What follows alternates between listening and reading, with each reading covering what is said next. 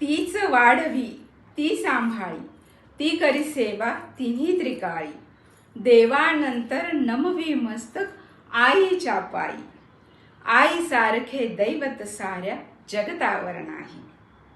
आई या दैवताची पूजा करण्याचा आजचा हा दिवस, तिच्याबद्दल असलेलं आपलं प्रेम, तिच्याबद्दल असलेली कृतज्ञता व्यक्त करण्याचा आजचा हा दिवस. श्रावण महिन्यातील पिठोरी अमावस्या हिंदू संस्कृतीप्रमाणे आपण आज मातृदिन साजरा करतो.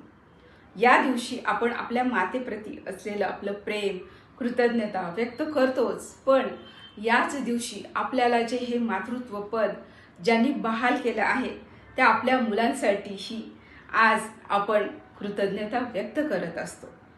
त्यांच्या पुढील वाटचालीसाठी, त्यांच्या दीर्घ आयुष्यासाठी आपण आज देवाकडे प्रार्थना करत असतो.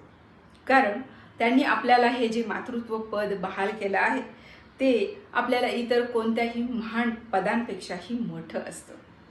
हे मातृत्व पद आपण 12 महिने 24 तास आणि आयुष्यभरासाठी स्वीकारलेलं असतं, अगदी आनंदाने.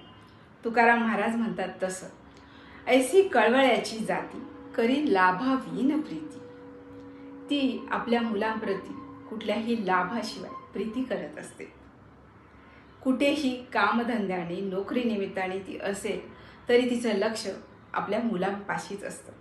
म्हणतात ना, घार हिंडते आकाशी, लक्ष मात्र तिच्या पिलांपाशी. असा हा आपल्या मुलांप्रती कृतज्ञता व्यक्त करण्याचा, त्यांच्या भविष्यातील वाटचालीसाठी देवाकडे प्रार्थना करण्यासाठी आजचा हा दिवस आपण साजरा करतो. या दिवशी आपल्या आईप्रती, आपल्या मुलांप्रती आपल्याला असलेली कृतज्ञता व्यक्त करण्याचा हा दिवस. धन्यवाद.